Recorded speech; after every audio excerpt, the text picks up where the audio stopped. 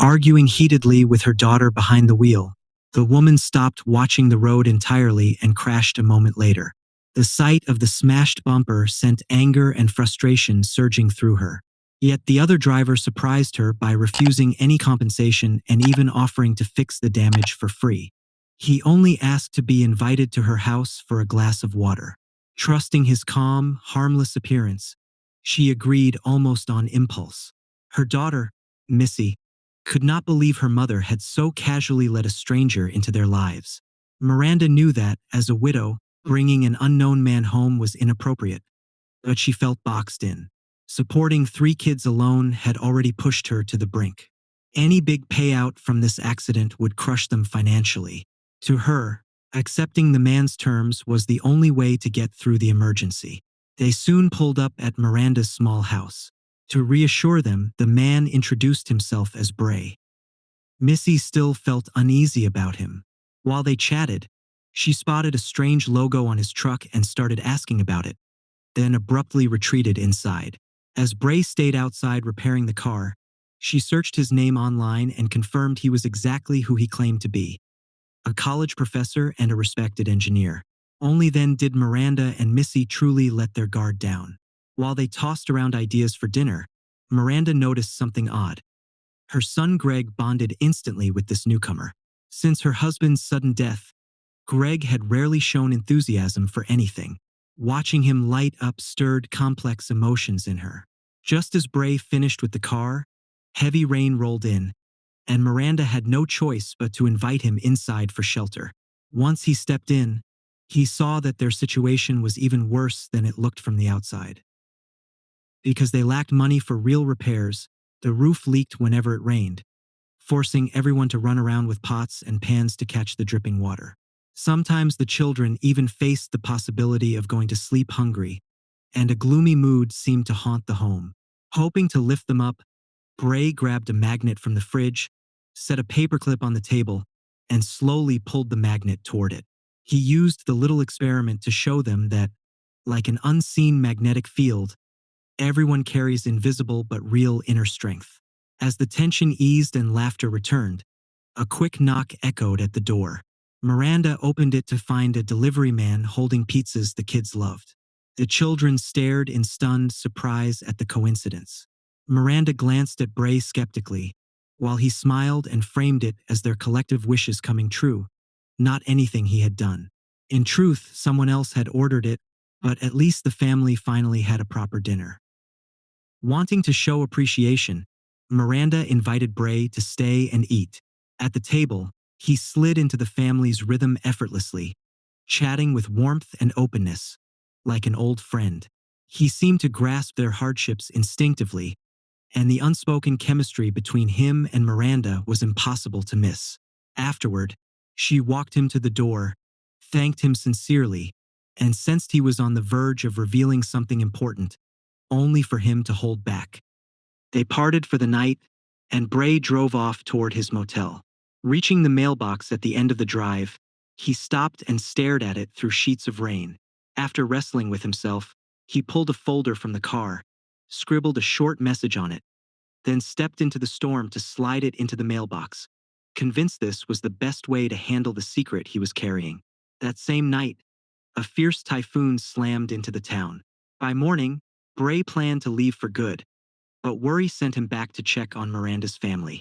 When he arrived, he saw the mailbox had been torn away by the wind.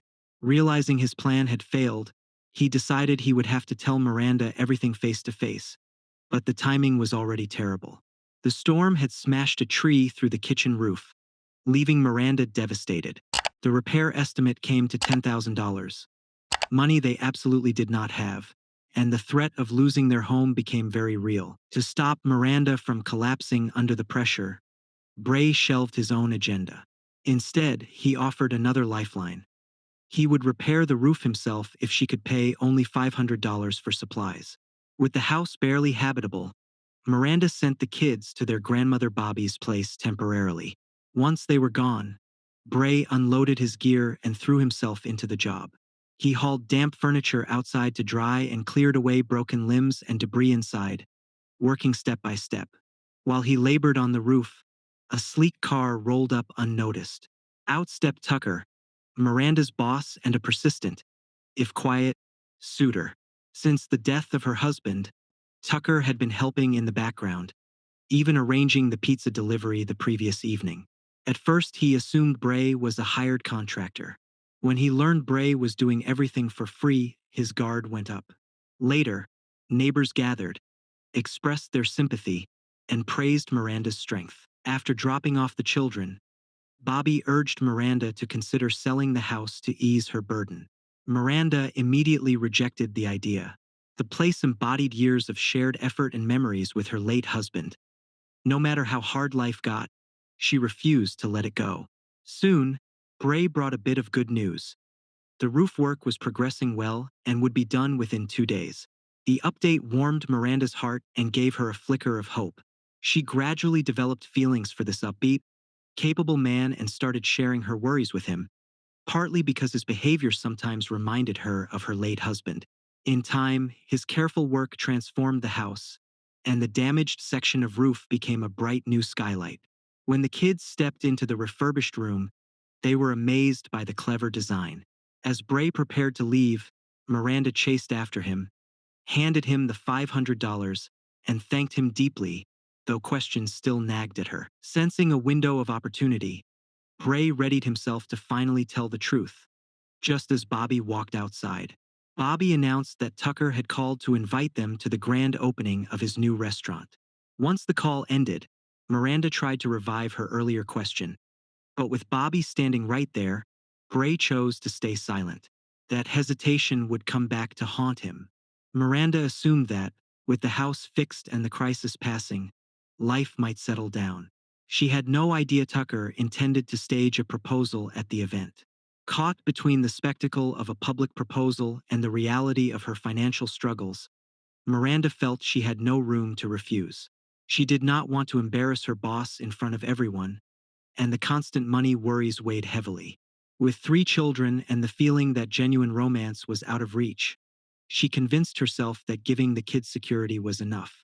The children were stunned by her acceptance. After the celebration, Bobby even suggested Miranda spend the night at Tucker's house. Because their mother did not protest, the kids held their tongues, despite their discomfort. The next morning, with Miranda still absent, Greg exploded in anger and started tossing things around the home. Bray, who was still lending a hand with various tasks, saw the meltdown.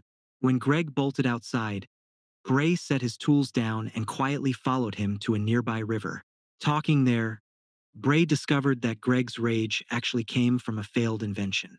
Greg showed off an automatic chicken feeder he had built.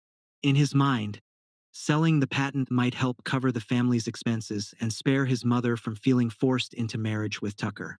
Bray was stunned by the boy's determination to shoulder adult burdens. Drawing on his engineering background, Bray quickly helped Greg get the machine working and tried to lift his spirits. No sooner had they fixed it than Missy showed up, looking for him. She fretted about her birthday landing on the same day as a party for the most popular girl at school. With the other girl's wealthy father, that party would be extravagant, and Missy feared nobody would show up at hers. After hearing her out, Bray offered a brief, pointed piece of advice that shifted her perspective and eased her fear of being overshadowed. Her mood brightened, and her smile finally returned. At that moment, Miranda arrived driving a brand new luxury car, a lavish present from Tucker after their night together. Instead of joy, Miranda felt a heavy guilt and discomfort. She wanted to turn the gift down but did not know how to handle it. Seeing Bray again made her even more self-conscious, and Missy instantly picked up on the complicated tension between them. Wanting to give them privacy, Missy slipped away. The silence that followed grew thick. Both adults clearly had things to say, but neither started. Bray eventually mentioned that he would leave once the remaining work wrapped up. Watching him walk away, Miranda felt a sudden tug of regret. From inside, Bobby took note of their closeness. Concerned that Miranda might fall into a difficult romance, Bobby urged her to pull back from Bray, drawing on her own experience as a widowed mother. It looked as though Miranda's connection with Bray might fade, but the next day at Missy's birthday party, everything changed. While guests enjoyed the celebration, Bobby abruptly pulled Miranda aside. In a quiet room, she showed Miranda a newspaper article about a patent for a green energy recovery system, the very kind of project her son had pursued before he died. Convinced someone had stolen his idea, Bobby urged Miranda to examine the details. Initially, Miranda resisted that conclusion, but once she saw Bray's name listed as the patent holder, anger and betrayal washed over her. Feeling fooled, she grabbed the paper and stormed off to confront him. Bray tried to speak, but Miranda, overwhelmed, hit him before he could get the words out. Still, he stayed calm and laid out the full story. 5 years earlier, he had met her husband by chance, and they quickly became close friends and partners, working together on an energy recovery system. Just as they neared a breakthrough, her husband died in a plane crash. Years afterward, Bray finally solved the remaining technical issues and secured the patent in his own name. His plan had been to share the success with Miranda personally. On his first visit to their house, only Greg was home, so Bray left for the hotel. And on that trip, Miranda accidentally rear-ended his car, beginning their chain of encounters. When he returned again, he intended to hand over the patent documents. But after seeing how fragile the family still was, he could not bring himself to reopen the pain of her loss. He decided to fix the car, wait for the right moment, and then explain a moment that never arrived. In the end, he left the documents in the mailbox, not realizing the oncoming typhoon would rip it away. Despite his explanation, Miranda, still wounded and blindsided, could not bear having her grief stirred up again. They split on bitter terms and went back to their separate routines.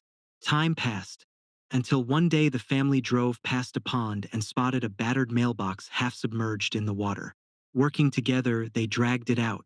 Inside, Miranda discovered the very patent packet Bray had described. Only then did she understand she had misjudged him. He hadn't stolen her husband's work. He had set things up so the patent income would go to her family.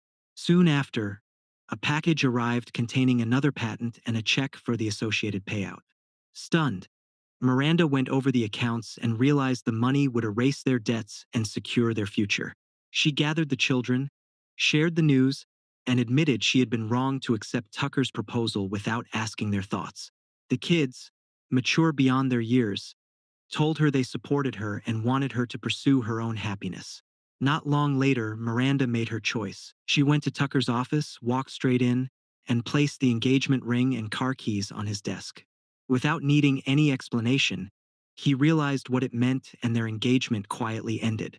After cutting ties with Tucker, Miranda drove a long distance to Bray's estate, hoping to patch things up. When she rang the bell, a woman answered, and Miranda's heart sank. To her surprise, the woman recognized her immediately and, after a brief conversation, cleared up Miranda's doubts, confirming Bray's feelings. Relieved, Miranda headed back toward home at the same time Bray climbed into his own car to find her. They spoke over the phone and agreed to meet halfway at a motel. As they drove toward each other, talking, the emotional distance between them shrank as well. A few hours later, they met at the agreed spot and finally committed to a relationship. Before long, Miranda and her children moved into Bray's estate, beginning a new chapter marked by stability, warmth, and long-delayed happiness.